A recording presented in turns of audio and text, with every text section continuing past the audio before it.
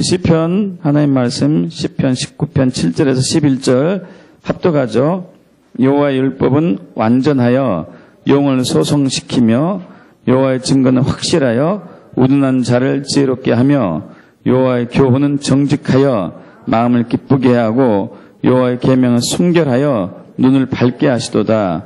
여호와를 경외하는 도는 정결하여 영혼까지 이르고 여호와의 법도 진실하여 다 의로우니 근 곧 많은 순금보다서 탐할 것이며 꿀과 송이꿀보다 더 달도다. 또 주의 종이 이것으로 경고를 받고 이것을 지킴으로 상이 크니이다. 아멘.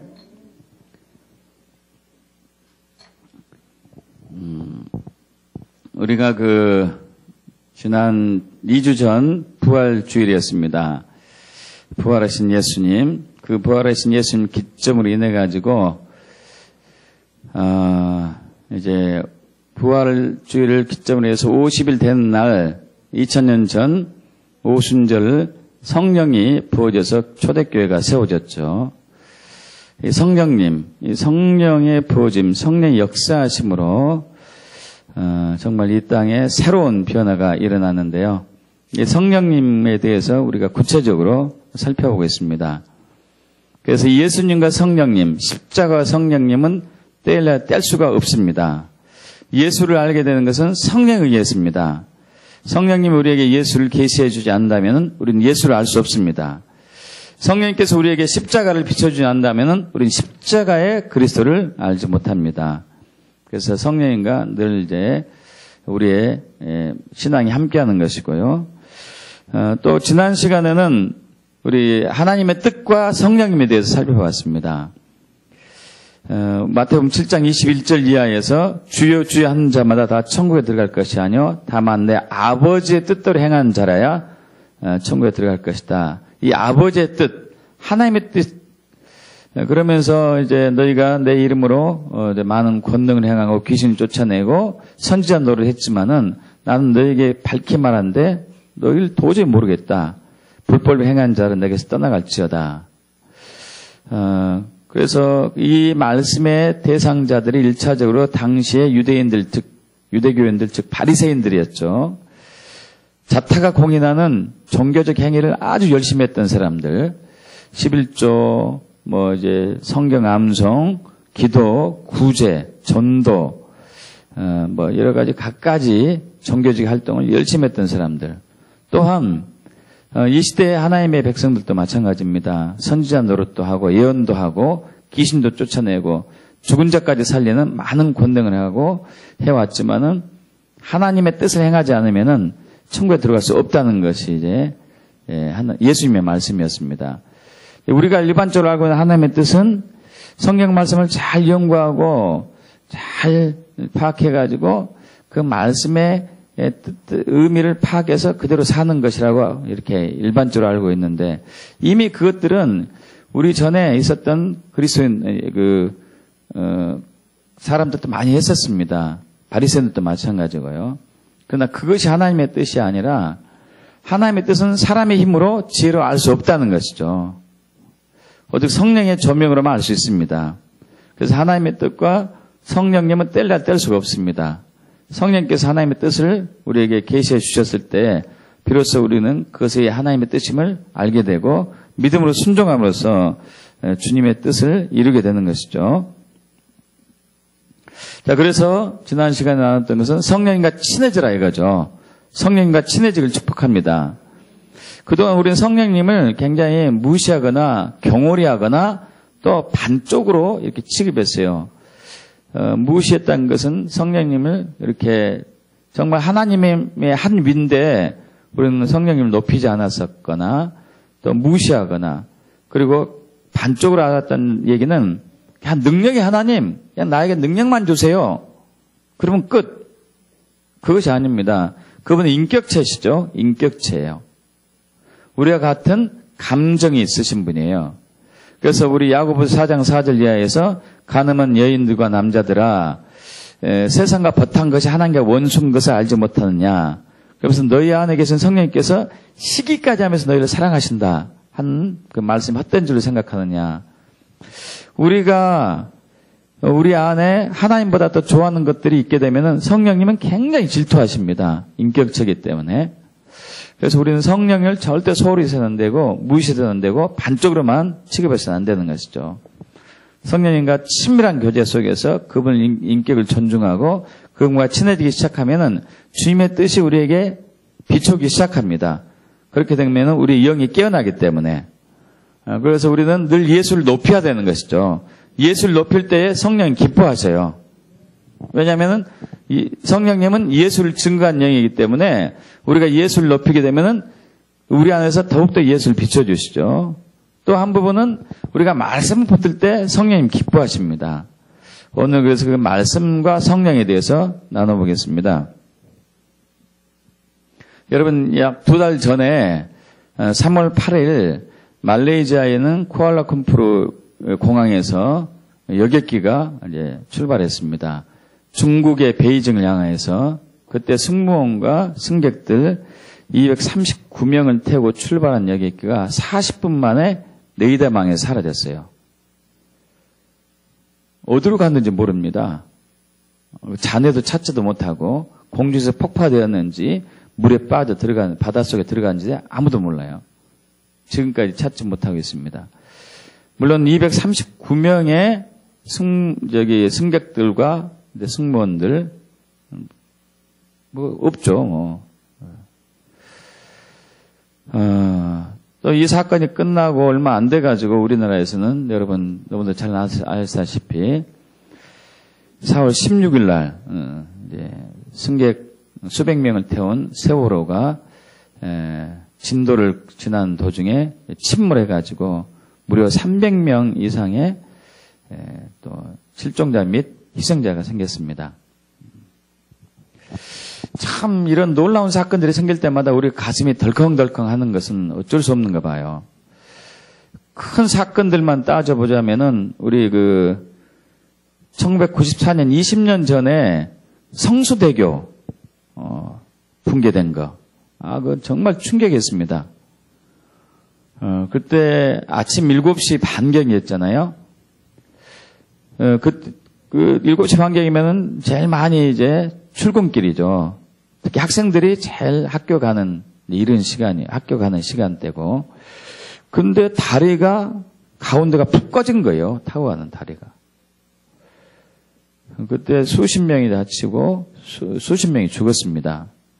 제일 많이 희생을 당한 사람들이 무학여고 학생들이 제일 많이 죽었죠. 정말 충격이었어요. 그때.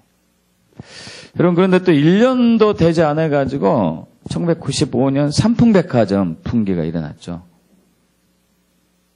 이건 더 충격이었습니다. 그때 오후 때 시간이었는데 그 안에 있었던 1,500명 사람 거기서 한 500명 이상이 죽었잖아요. 수백 명이 다치고 실종자 6명인가. 아마 그거 붕괴의 직접적인 원인은 옥상을 무리하게 증축해가지고 무거운 물건 놓고 해가지고 했다는데 참 큰 비극 중에 하나였죠. 또 한 11년 전에 2003년 전에 우리 대구 지하철 방화 사건은 또 그것도 엄청난 충격이었습니다. 정신적으로 약간 이제 문제가 있는 그 사람이 사회의 불평과 원망을 품고 석유를 가지고 가서 지하철을 불질러 버렸죠. 그때 190몇 명이 죽었어요. 수백 명이 부상을 당했고. 여러분 이런 것들을 우리가 볼 때마다 이 세상에 안전지대가 없는 것 같아요. 안전지대가. 집에 있으나 지하철을 타나 비행기를 타나 뭐 배를 타고 있으나 뭐 기차를 타든지 안전지대가 없는 것 같습니다. 왜 이토록 안전지대가 없는 것인가? 그것은 사실 저와 여러분 이 사람이 완전하지 않기 때문에 그런 것 같아요. 불완전한 존재이기 때문에 항상 우리가 조심하고 뭔가 대책을 세우고 한다 하더라도 그 틈이 있게 되고 그 틈과 틈이 계속 쌓이다 보면은 결국 큰 게 이제 뻥 터지고 많은 것 같습니다. 그렇다면 늘 우리는 이런 불안감 속에 살아야 되는가? 항상 근심과 걱정과 염려 속에 살아야 되는가? 매일매일 지하철을 타는데 혹시 또 어떻게 되나 이런 불안감들. 또 매일매일 우리가 그 다리를 한강 다리를 지나가는데 혹시 이것이 꺼져버리면 어떻게 되나 이런 불안감들. 배를 탈 때도 있는데 혹시 이 배가 어떻게 되면 어떻게 되는가 이런 불안감들. 여러분 이 참 두려움과 공포와 불안과 초조 속에 있는 이 세상 사람들에게 안전한 곳이 있습니다. 그것은 하나님의 말씀입니다. 오늘 나누고자 하는 하나님의 말씀. 우리 시편 우리 19편 7절만 다시 한번 읽어볼까요? 여호와의 율법은 완전하여 영혼을 소성시키며 할렐루야. 여호와의 율법은 완전해서 영혼을 소성시킨다. 소성시킨다는 얘기는 되살아나게 한다는 얘기죠. 다시 살린다는 얘기입니다. 저번에 한번 나눈 적 있는 것 같은데요. 그 한 요양병원에서 근무하는 그 요맨이란 여자 미국 의사죠. 하루는 그 폐결핵 말기면 대부분 이제 돌아가시죠. 이 말기인 환자가 응급차를 타고 왔습니다. 이미 가족들은 그 환자에 대해서 포기했죠. 왜냐하면 워낙 병이 위중하니까. 그래서 그 요맨이란 여자 의사가 그 환자를 응급치료가 난 이후에 성령의 감동을 받아가지고 갈라디아서 3장 13절의 말씀을 받았어요. 그 말씀이 바로 그리스도께서 우리의 저주를 가지고 저주를 받으셨기 때문에 우리가 저주에서 자유함을 받았다. 이 말씀이거든요. 여러분 믿습니까? 예수님이 우리의 저주를 가지고 예수 십자가에서 저주를 받았기 때문에 우리는 저주에서 자유를 얻었습니다. 이 세상 사는 사람들이 참 그러한 그 저주스러운 운명 속에서 굉장히 불안하고 공포에 떨고 있고 또 두려움에 처해 있지만은 우리는 거기서부터 자유함을 얻었습니다. 그래서 이 요맨이라는 의사가 그 폐결핵 말기 환자에게 그 말씀을 줍니다.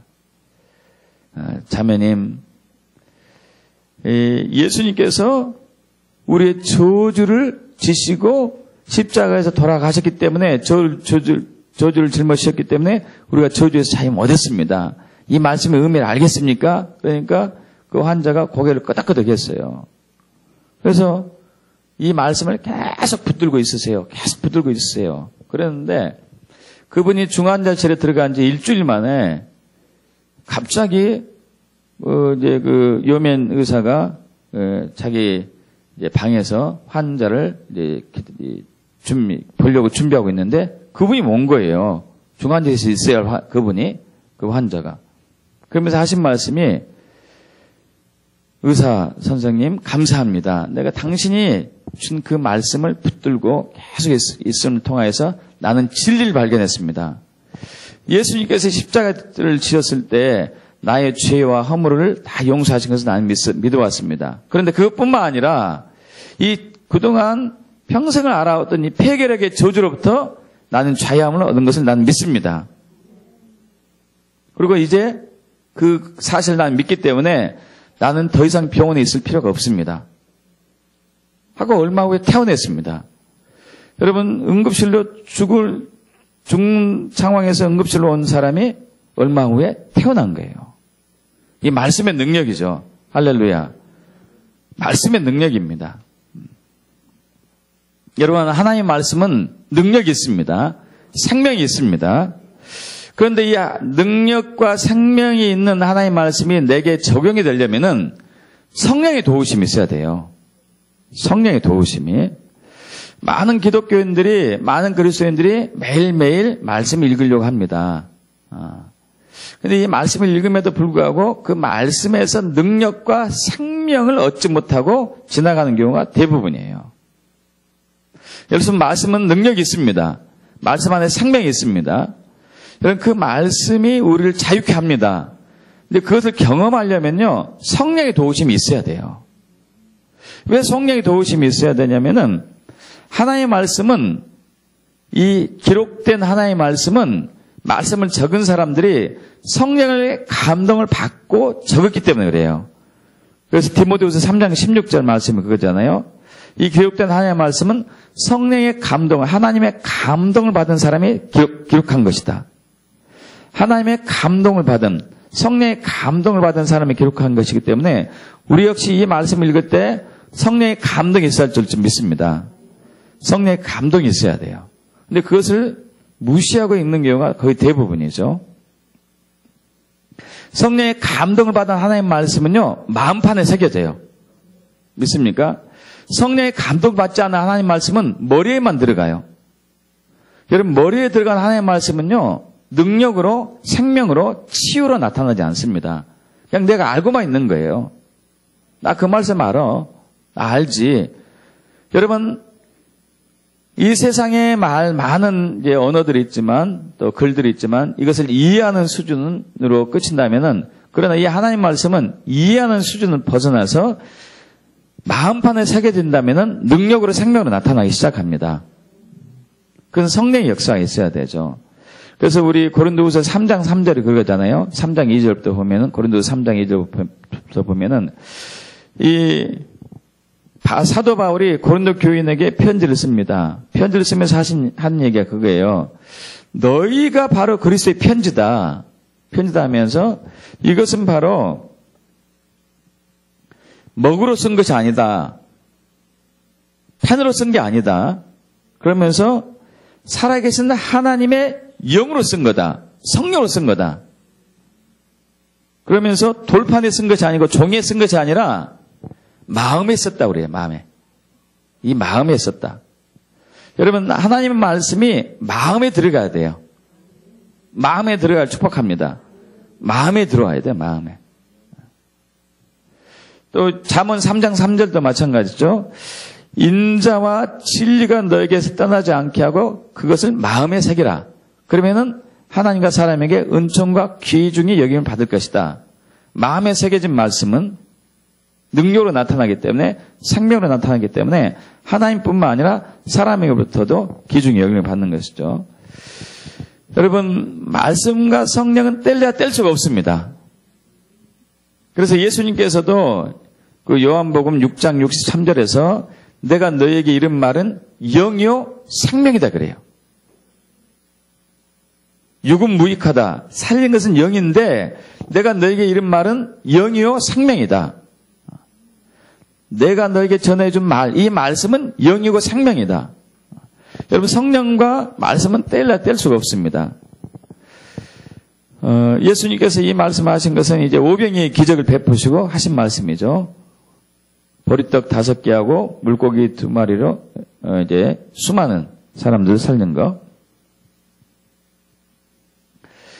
그런데 이 떡이 이제 말씀이라는 얘기죠. 말씀. 근데 이 말씀이 그냥 말씀이 아니라 영이 된 것이죠. 영이죠. 여러분, 그래서 우리는 이 말씀과 성령의 조화를 이루는 신앙이 있어야 됩니다. 극단에 치우치면 안 돼요. 어떤 분들은 말씀만 하고 성령을 무시해요.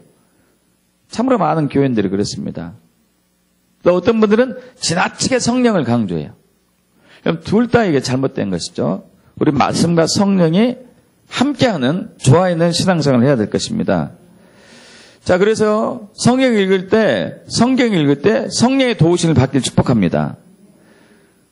그 성령의 도우심 말씀은 마음판에 새겨지고 마음판에 새겨진 말씀은 생명으로 능력으로 나타나기 때문에 그렇습니다.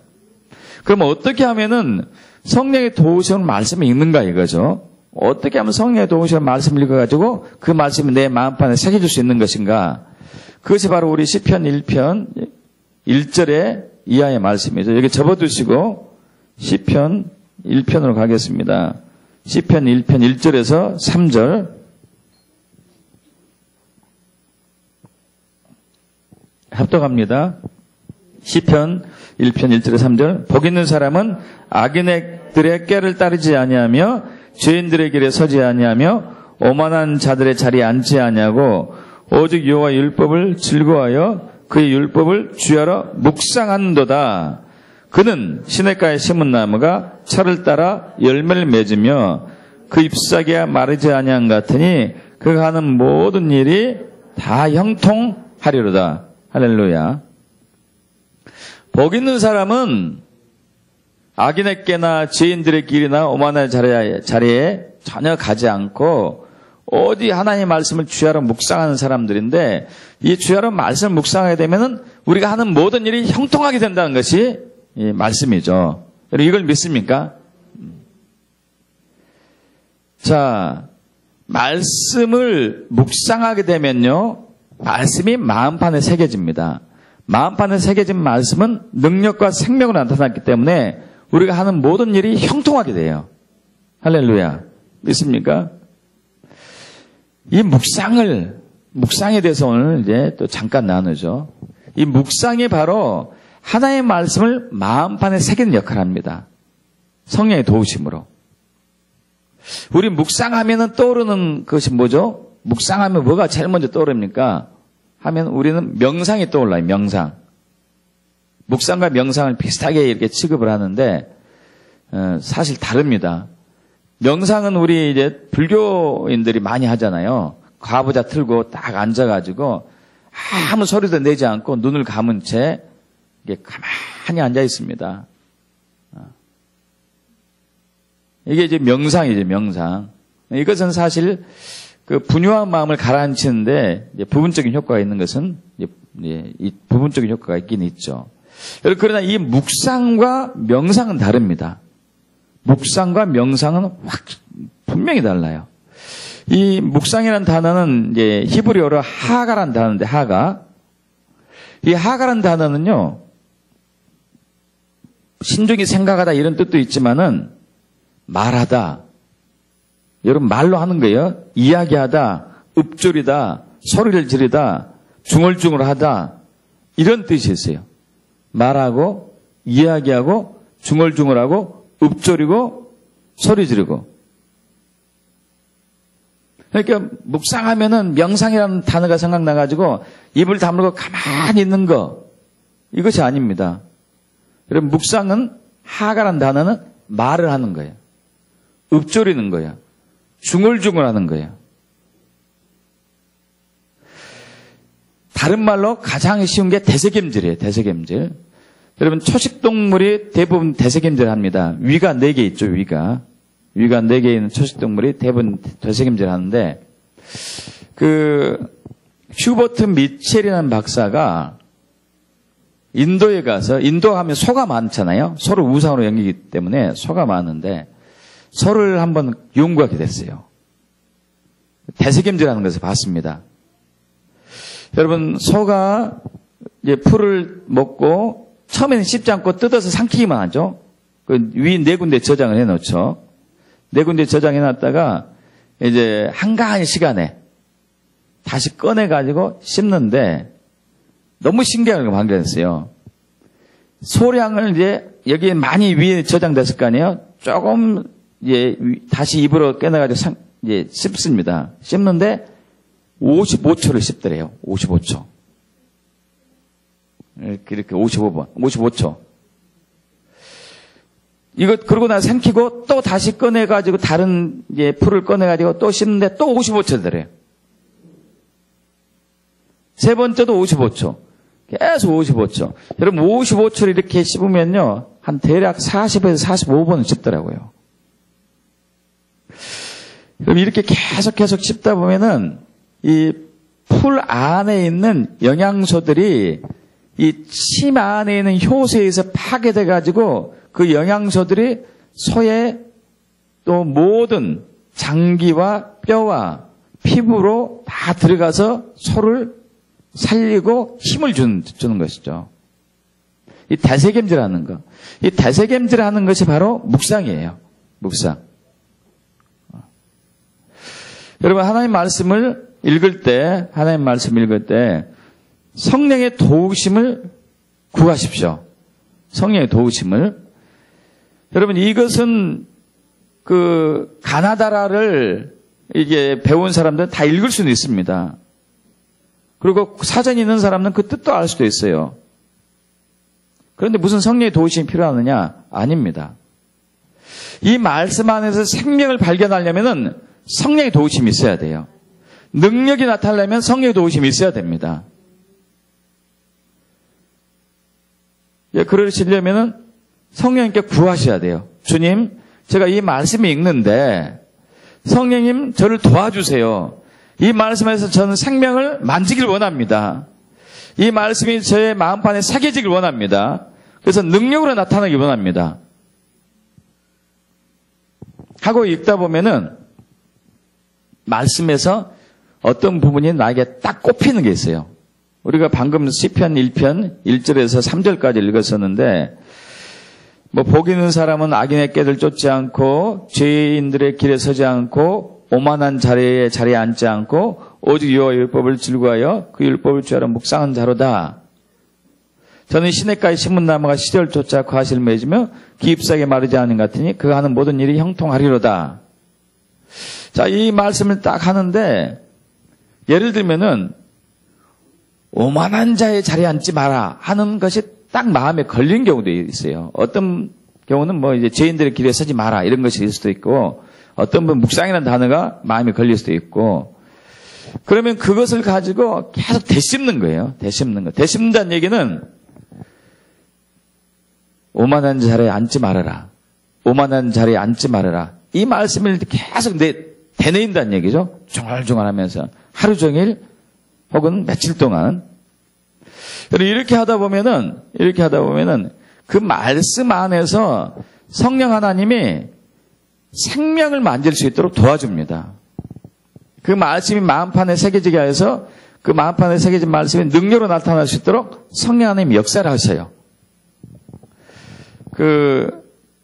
찰스 샤워라는 교수님이 있는데요. 이분 어떤 분이냐면은 성서 고고학을 연구한 사람이에요. 그래서 팔레스타인 중동에서 이제 유적지를 발견하면서 굉장히 오랫동안 연구한 분인데 이분이 교수로 있었을 때 학생들에게서 굉장히 좋은 평가를 많이 받았습니다. 인격적으로도 이제 참 훌륭하신 분인데요. 근데 이분이 오늘날 대형 교통사고를 당했어요. 그래서 그 신학교 대학 학장이 병문안을 갔었는데 중환자실에 입원했는데 도저히 살 수 있는 상황이 아니에요. 그래서 학교에 와가지고 학생들한테 얘기합니다. 도저히 그 찰스 그 교수님은 살 수가 없습니다. 안돼 가망이 없습니다. 우리 기도합시다. 그 영을 하나님께서 참 품어달라고. 그리고 얼마 후에 또 다시 병문안 갔다 왔습니다. 병문안 갔다 왔는데 한 얘기가 달라졌어요. 그분이 죽지는 않을 것 같습니다. 그런데 깨어나도 제 정신으로 살 수 없을 것 같습니다. 아마 정신 이상이 없을 것 같습니다. 기억이 없어지든지 아니면 아무런 백치가 되든지 입으로 계속 입을 바삭바삭 하는데 알아들 수 없는 말을 계속 하고 있습니다. 이렇게 하고 끝나는데 또 이제 이분이 신학교 학장이 병원에 갔다 오더니 갑자기 다른 말을 한 거예요. 무슨 얘기 했냐면요. 그분이 중얼중얼 하는 얘기를 들어봤어요. 도대체 무슨 얘기를 하는 것인가? 그랬더니 시편 1편을 히브리어로 암송하고 있었던 거예요. 할렐루야. 시편 1편을 히브리어로 암송하고 있었어요. 이것을 보고 온 학장이 그분은 정신이 온전하게 살아날 것입니다. 물론 그분은 다시 돌아와서 그렇게 됐습니다. 교수 생활을 하게 되고요. 여러분 이 말씀에는 능력이 있습니다. 생명이 있어요. 있습니까? 그 찰스 목사님이 박사님이 계속 시편 1편을 중환자실에 있는 동안에 묵상했어요. 되뇌이고 그 말씀의 능력이 그 교수님을 소생시켰습니다. 살리게 한 거예요. 여러분 믿습니까? 여러분 매일매일 말씀을 묵상하십시오. 매일매일 말씀 묵상하세요. 말씀 안에서 예수를 만날 수 있습니다. 말씀 안에서 예수를 만나요. 왜냐하면은 이 말씀은 예수님이시잖아요. 요한복음 1장 1절에 태초에 말씀이 계시니라 이 말씀은 하나님과 함께 계시니 이 말씀 곧 하나님이시니라. 그가 하나님과 함께 계셨고 그러면서 이제 만물이 그로 말미암아 지은 것이 하나도 그가 없이 된 것은 없느니라. 그 안에 생명이 있었으니 이 생명은 사람들의 빛이라. 여러분 말씀이 예수님이고 예수님이 생명이십니다. 믿습니까? 그래서 우리가 말씀을 만지는 것은 예수를 만지는 것이고 예수를 만지는 것은 생명을 살리는 것이죠. 근데 이 역할을 성령님이 하세요. 성령님은 진리의 영이십니다. 진리의 영이신 성령님께서는 진리를 계시해 주시죠. 우리 지난 시간에 우리 요한복음 16장 14절 나눴었는데 그 보혜사 성령 내가 가면은 진리의 영이 너에게 올 텐데 이 진리의 영이 내 영광을 나타낼 것이다. 내 것을 가지고 너에게 보여줄 것이다. 내 영광을 나타낼 것이라는 얘기는 예수가 어떤 분인가를 보여줄 것이라는 얘기죠. 내 것을 가지고 이 말씀을 가지고 너에게 나 예수가 어떤 사람인가 어떤 존재인가를 알려줄 것이다. 성령님께서. 믿습니까 여러분? 그래서 말씀 안에서 예수를 만나게 하는 것이 성령이 하는 역할이에요. 여러분 말씀하셔서 예수를 만나면 구원의 역사가 일어납니다. 구원의 역사가 일어나요.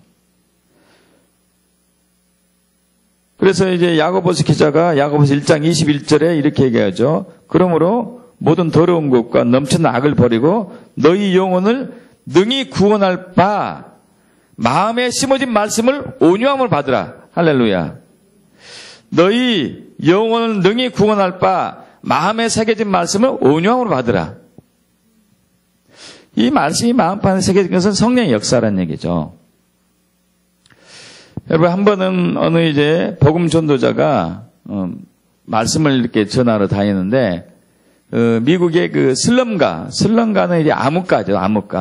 암흑가에서 다니면서 길거리 다니면서 복음을 전했습니다. 거기는 이제 조폭들이 많잖아요. 깡패들도 많고. 근데 어떤 깡패가 돌로 짱돌인가 모르겠어요. 집어 던졌어요. 근데 머리에 종통 맞고 쓰러졌습니다. 쓰러지니까 사람들이 우르르 몰려왔는데 어떤 사람이 그랬어요. 저 사람 죽으면은 이제 그 던진 사람은 교수형에 채워질 거야. 이 던진 사람이 그 얘기를 딱 듣자마자 너무 불안해가지고 이제 자기 지저분한 집으로 도망갔어요. 도망갔는데 계속 귀에서 너는 교수형에 채워질 거야. 너는 교수형에 채워질 거야. 막 이런 얘기가 도는 거예요. 그래서 너무 괴로워가지고 그 옆에 있는 그 꼬마 보고 야, 너 가서 저기 담배를 사와. 담배라도 피우자. 그래서 담배를 하루 종일 이제 피웁니다. 하루 종일 그 생각날 때마다 피운 거예요. 하루가 지났어요. 하루가 지나도 그 불안감이 안 가시는 거예요. 그래서 너무 불안해가지고 어떻게 할까 뭐 읽을 거리도 없나 뭐 이렇게 보는데 집안에 뭐 공부도 뒤지게 안 해가지고 아무것도 없어요. 보니까 뭘 발견했냐면은 그 담배 파는 사람이 그 담배를 팔 때 종이에 싸줬는데 이 종이가 전도지였어요. 전도지. 담배 파는 사람도 참 그러죠. 그 전도지에다 싸준 거예요. 전도지에다가. 그 돈 아끼려고 그랬나 모르겠지만. 근데 전도지를 보니까요. 딱 말씀이 하나 적었어요. 히브리서 9장 22절. 피 흘림이 없음즉 죄 사함이 없느니라. 이 말을 보니까 더 불안해진 거예요. 이제. 나 죽어야 되는가 보다. 죽어야지 죄 사야지 이거. 그래서 담배를 하나 더 시켰습니다. 다 펴가지고. 펴보니까 또 있어요. 종이가. 또 하나. 전도지가 또 있어요. 그 말씀은 또 요한 1장 7절이에요. 그 아들 예수의 피가 우리를 모든 죄에서 깨끗하게 했다. 할렐루야. 예수 피가 나를 깨끗하게 할 수 있는가? 예수 피가 나를 깨끗하게 할 수 있는가? 예수 피가 나를 깨끗하게 할 수 있는가? 이것이 계속 귀에 돌고 머리에 돌고 하더니 마음에 왔어요. 믿게 됐어요. 할렐루야. 그래서 이 슬럼가에 있는 암흑가에 있는 이 조폭이 이 말씀 두 가지 말씀을 가지고 구원을 받았습니다. 믿습니까 여러분? 구원을 받았어요. 이 말씀에 생명이 있기 때문에. 여러분, 이 말씀을 지킬 때에도 우리는 성령을 의지해야 돼요. 성령을 의지해야 됩니다. 말씀을 읽을 때도 성령을 통해서 읽으셔야 되고요. 묵상해가지고. 말씀을 지킬 때에도 순종할 때도 성령의 역사예요. 우리는 그동안 이 말씀을 내 자원으로 내 머리로 이해하려고 했었고 내 힘으로 지키려고 했어요. 여러분 이러면 안 됩니다. 분명히 육신의 힘으로는 말씀을 지킬 수 없다고 성경에 분명히 나와 있거든요. 로마서 8장을 보겠습니다. 로마서 8장 1절이야. 우리 신약성경 로마서 8장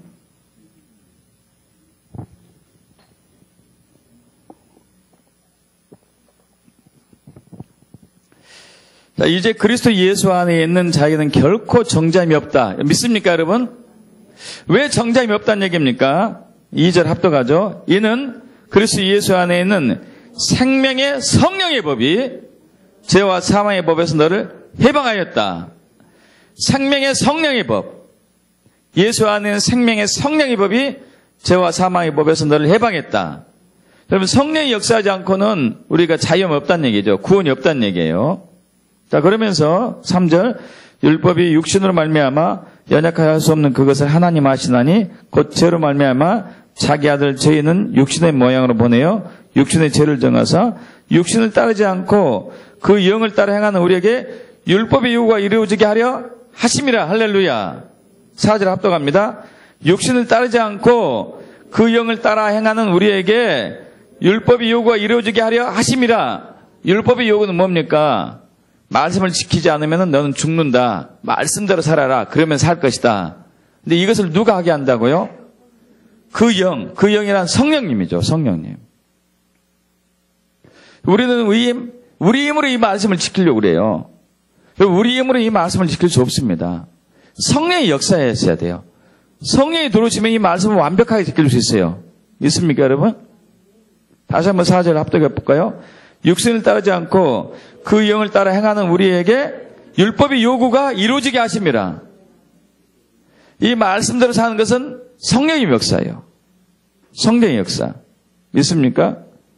그러면서 5절 육신을 따른 자는 육신의 일을, 영을 따른 자는 영의 일을 생각하느니 육신의 생각은 사망이요 영의 생각은 생명과 평안이니라. 7절 합독하죠.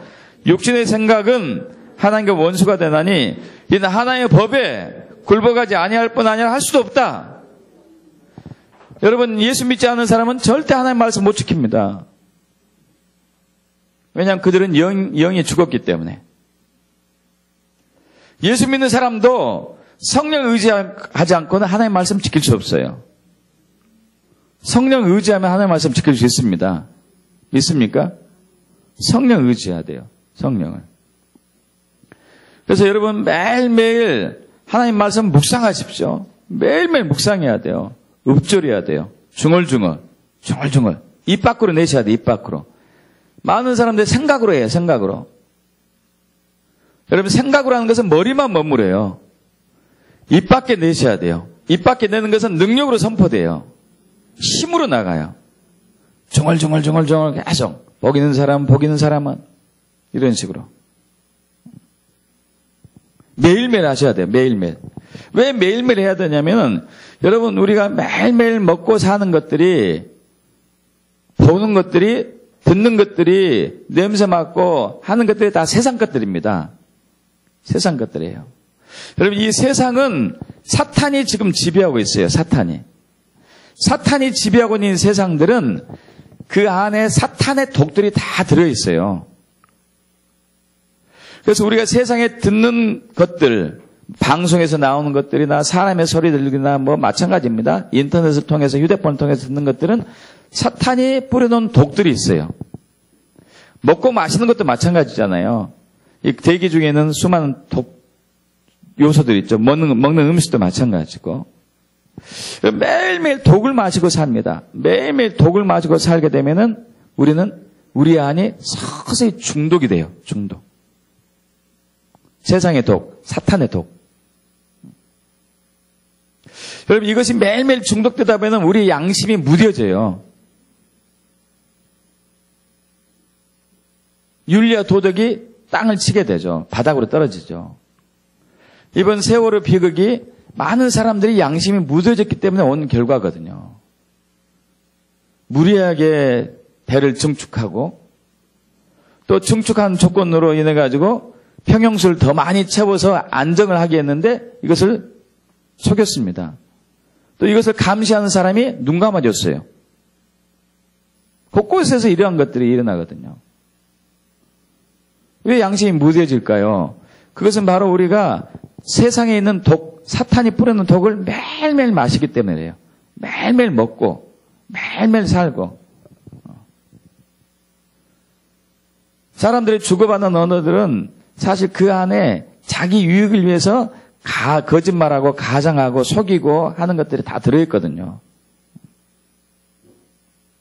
여러분, 이 독들을 해독할 수 있는 유일한 것이 말씀입니다. 할렐루야. 믿습니까?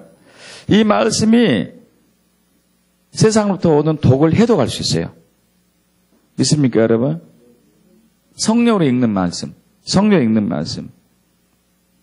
그래서 이 말씀은 세상을 바꿀 수 있습니다. 여러분, 이 세상에 중독되면은 세상의 유혹에 넘어가가지고 거기에서 우리는 갇혀 살다가 죽을 수밖에 없어요. 그래서 갖가지 사건에서 우리는 불안에 떨 수밖에 없습니다. 삼풍백화점, 세월호 사건, 비행기 사건, 성수대교 사건, 지하철 사건들, 이런 모든 사건들이 사실 그 독들 마신 사람들이 양심이 부패돼가지고 악을 향한 결과거든요. 그럼 옆에 있다가 우리는 피해자가 되는 것이죠. 우리도 함께 독에 중화되는 것이고요. 거기서 안전을 지킬 수 있는 유일한 길은 말씀으로 그 독을 해독을 시켜야 돼요. 매일매일. 매일매일 세뇌당하는데 매일매일 해독시켜야 되죠. 그렇게 되면 우리는 이 사탄에 의해서 이 변해진, 악하게 변해간 이 세상을 정화시킬 수 있는 그 지혜를 얻게 됩니다. 믿습니까? 우리 다시 한번 우리 시편, 처음으로 다시 나갑니다. 시편 19편, 우리 7절 보겠습니다. 합독해 보겠습니다. 여호와의 율법은 완전하여 영혼을 소생시키며 여호와의 증거는 확실하여 우둔한다 하는 자를 지혜롭게 하며. 할렐루야. 여러분, 이 하나님의 말씀은 우둔한 자를 지혜롭게 해요. 우둔한 자를 지혜롭게. 이것이 바로 시편 119편 99절과 같이 일치하죠. 우리 여기 접어두고 시편 119편 99절. 이 말씀을 우리 이제 김유한 집사님이 묵상했더라고요. 제가 준비했었는데, 시편 119편 99절 합독합니다. 내가 주의 증거들을 늘 읊조림으로 나의 명철함이 나의 모든 스승보다 나으며. 할렐루야. 자, 시편 19편 7절에서 여호와의 증거는 확실하여 우둔한 자를 지혜롭게 해요. 할렐루야. 증거는 말씀이에요, 말씀. 여러분. 여기서도 마찬가지죠. 시편 119편 99절 내가 주의 증거들을 늘 읊조림으로. 읊조리다는 단어가 뭐죠? 옛날 성경 뭘로 나왔어요? 묵상으로 나와요. 묵상. 하가. 묵상. 읊조린다. 묵상한다. 늘 읊조려야 돼요. 늘 읊조려야 돼요. 늘 암송하고 늘 읊조리고 늘 선포하고. 그러면 지혜가 어마어마하게 명철이 어마어마하게 오게 됩니다. 할렐루야. 여러분 믿습니까? 여러분 그 도스토예프스키 러시아 세계적인 유명한 작가 잘 알 것입니다. 그 작품이 뭐가 있죠? 죄와 벌. 시험에 꼭 나왔죠, 이거. 죄와 벌. 책도 있대요. 벌써 예림이가 알고 있네. 여러분, 이분이 어렸을 때 참 불우한 생활을 삽니다.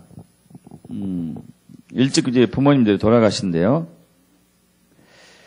16살 때는 러시아에 혁명이 일어나가지고 자기 아버지가 그 농민들과 노동자들로부터 맞아 죽어요. 참 비극이죠. 그러다가 이분이 그 젊은 시절 때 그때 그 한참 반정부 세력이나 비슷한 단체인데 그 공산이 아니고 공상적 사회주의가 유행하기 시작했어요. 이 모임에 가담하게 돼요. 이 모임에 가담하면서 그때 러시아 정부에서 그 금지시한 벨린스키가 고골에게 보낸 편지 이것을 금지했거든요. 우리 그 과거에 군사 독재 시절 때 막 그 노래 금지곡 있자고 그랬잖아요. 또 불온서적 이런 그런 서적이었어요. 이것을 이제 도스토옙스키가 낭독합니다. 어느 모임에서 잡혔어요. 잡혔는데 당시 니콜라이 황제가 그걸로 사형을 때려요. 왜 사형을 때리냐면은 본보기를 보여주려고. 다시는 그런 불온서적을 읽지 말아라. 본보기를 보여주려고 사형을 선고합니다. 젊은 나이에 죽게 되는 거죠. 사형 선고를 받고 수용소로 이제 가게 돼요. 기차를 타고. 시베리아 수용소로 가는 도중에 우연하게 어떤 한 여인이요. 이분에게 성경책을 줬어요. 성경책. 그럼 수용소에 있는 동안에 할 수 있는 것이라고는 책은 절대 못 읽게 하고 성경책은 괜찮았어요. 성경만 보게 돼요.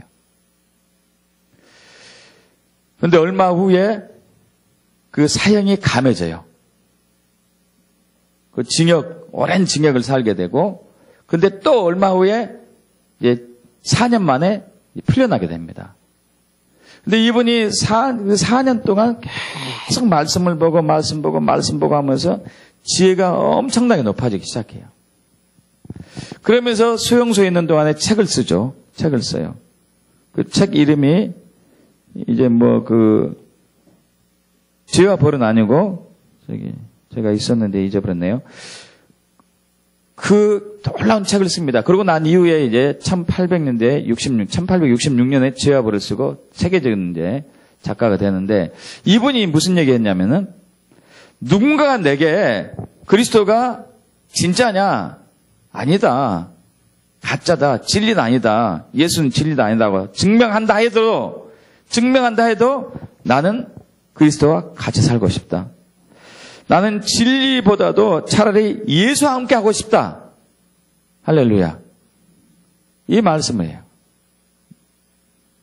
여러분, 이 죽을 수밖에 없었던 그 비운의 작가가 예수를 만남을 통해서 완전히 인생이 바뀝니다. 근데 말씀에서 예수를 만났어요. 말씀에서. 여러분, 이 시대에 수많은 어려움들이 우리 주변에 있습니다. 아마 도스토옙스키처럼 그런 우리가 앞으로 삶을 살 수 있을지 모르겠어요. 예수 믿는다는 것을 해놔가지고. 그러나 말씀 안에서 예수를 발견하게 된다면 그 삶은 안전할 줄 믿습니다. 있습니까, 여러분? 항상 그 말씀을 읊조리고 되새김질하고 선포하고 묵상하십시오. 그럼 그 말씀이 생명과 능력이 돼서 저와 여러분의 안전을 보장할 것입니다. 여러분, 말씀과 성령은 뗄 수가 없어요. 절대 뗄 수가 없습니다. 함께 해야 돼요. 함께. 진리의 말씀을 깨닫는 것, 뭐가 진리인지 거짓을 분별하는 것, 말씀에서 예수를 발견하는 것, 말씀 안에서 하나님의 뜻을 발견하는 것, 그리고 말씀을 순종하는 것이 다 성령의 역사입니다. 할렐루야. 있습니까? 이 세상에 우리가 살고 있는 한은 안전지대는 없어요. 가정이 되었든지, 밖이 되었든지, 지하철 안이 되었든지, 배 안이 되었든지, 비행기가 되었든지, 차 안이 되었든지, 안전지대는 없습니다. 그러나 말씀 안에서는, 성령과 함께하는 말씀 안에서는 안전할 것을 믿습니다. 이제 그러한 때가 지금 바로 이때예요. 예수의 재림을 앞두고 세상은 갈수록 악해지고 험난해질 텐데, 이때 우리의 생명을 안전하게 보호하고 지키고 인도할 수 있는 것은 오직 성령의 감동으로 읽는 말씀뿐입니다. 그렇게 되게 축복합니다. 그러한 삶을 살기 축복합니다. 우리 함께 기도하죠. 기도하죠.